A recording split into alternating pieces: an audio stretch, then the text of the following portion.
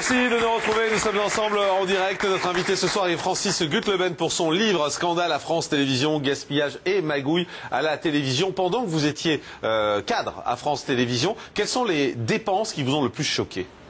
Alors, c'est dans plein de domaines. Par exemple, une dépense qui m'a frappé, c'est les heures supplémentaires des salariés de France Télévisions. Il faut savoir que 50% des salariés de France Télévisions ont des heures supplémentaires. Et le principe des heures supplémentaires repose sur un système autodéclaratif. Chaque salarié déclare ses heures supplémentaires. Sans vérification. Sans vérification. C'est un exemple. Ça paraît incroyable. Ah oui, ça paraît incroyable, mais c'est pourtant comme ça que ça se passe.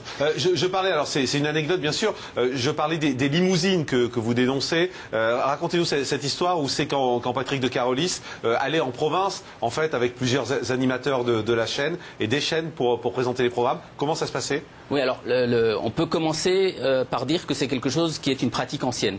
Entre 91 et 95, les frais de représentation de France Télévisions ont augmenté de 227%. C'est pas moi qui le dis, c'est un rapport de la Cour des comptes. Patrick de Carolis est arrivé, depuis qu'il est à la tête de France Télévisions, les frais de personnel de la holding ont augmenté de quasiment 3 millions d'euros. Et vous faites allusion au forum des téléspectateurs, donc c'est quelque chose qu'il a instauré. Donc régulièrement, il fait des rencontres avec les animateurs et les spectateurs, notamment en province. Et chacune de ces soirées coûte 80 000 euros.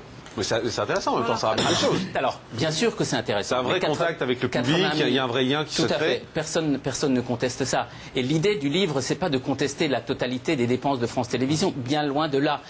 Il y a un certain nombre au-delà des anecdotes qu'on peut raconter. Vous savez, il y a depuis 20 ans des rapports qui sont faits sur l'audiovisuel public. Des rapports très officiels pour le commissariat au plan, pour le gouvernement. Et dans ces rapports, il y a un certain nombre de points forts qui ont été mis en avant. Le recours trop important aux intermittents du spectacle, les frais de personnel trop importants, les dérives en termes de gestion. Tous ces points-là, je crois qu'on est arrivé à une situation aujourd'hui où la situation de la télévision publique est économiquement difficile, où ces problèmes-là qu'on n'a pas résolus pendant des années, aujourd'hui il faut les résoudre. Quand vous dites que l'argent est mal employé, que finalement il y a presque assez d'argent à France Télévisions, et quand vous dites ce matin dans le Parisien que vous soutenez la réforme, enfin vous trouvez que la réforme est plutôt pas mal, vous n'avez pas l'impression d'apporter de l'eau au moulin de Frédéric Lefebvre par exemple, et d'être quelque part pro-gouvernemental dans tout le débat qui se tisse en ce moment, et notamment les attaques contre Patrick de Carolis. Vous savez, moi, et en même temps, si vous attaquez de Carolis, c'est aussi parce qu'il vous a viré. Non, pas du tout. Alors, il n'y a absolument aucun souci de ce côté-là. Justement, non, mais honnêtement, pas du tout. Bah oui. En plus, il y a une petite vengeance. Pas du tout. Il n'y a absolument aucune vengeance de ma part. Et dans ce que vous dites les uns et les autres, il y a plein de questions. Alors, je vais essayer d'y répondre calmement. Premier point, j'ai été au sein de France Télévisions, j'ai été un observateur et j'ai fait 18 ans de journalisme d'investigation. Donc, j'ai fait là un travail d'enquête approfondie. Et l'ensemble des rapports dont je parle dans le livre, puisqu'on est à l'ère du global média, sur mon site internet, tous les rapports y sont. Donc chaque téléspectateur, chaque contribuable de la télévision publique peut aller vérifier et peut se faire une opinion encore beaucoup plus large que ce que j'écris dans le livre. Ensuite, pourquoi accuser quelqu'un qui fait un travail d'enquête sur France Télévisions de mettre à jour les dysfonctionnements? Est-ce qu'on va dire à un médecin qui découvre qu'un malade souffre par exemple d'un ulcère, est-ce qu'on va dire que ce médecin fait un travail à charge? Non, pas du tout, mais en général le médecin le soigne quand il découvre qu'il est malade et il n'attend pas de sortir de l'hôpital pour aller le soigner, comme vous le faites. Je vais juste reprendre une phrase de votre livre. À un moment, vous parlez justement de ces dépenses de représentation. Vous dites Patrick de Carolis aime le prestige, il appelle ça le virage éditorial. C'est juste pas ça le virage éditorial de Patrick de Carolis, c'est mettre plus de culture à l'antenne, du théâtre, etc. Donc c'est quand même des raccourcis qui me semblent, en tout cas politiquement, un peu orientés. Mais c'est mon avis. Et vous me faites un raccourci supplémentaire en prenant juste une phrase du livre. Donc pour le débat, c'est là il y a raccourci en fait dans la phrase. Par rapport à ce que vous avez dit sur les orientations politiques, vous savez, j'ai été journaliste d'investigation, je le répète. Je fais un travail libre et indépendant. Je n'ai jamais fait partie d'aucun cercle, d'aucun groupuscule, d'aucun mouvement, d'aucune petite secte. Et donc, vous faites partie des virés de France Télé quand même. Oui, je fais partie des virés de France Télé, mais j'ai été viré et j'en suis assez fier parce que j'étais en désaccord avec la direction. Donc pour moi, il n'y a pas de souci. Qu'est-ce qu'il y a d'autre dans ce livre? Parce qu'il y a d'autres choses, je vous propose de regarder ça tout de suite avec Damien Maillan. C'est parti. L'objet du scandale aujourd'hui, c'est ce livre, Scandale à France Télévisions.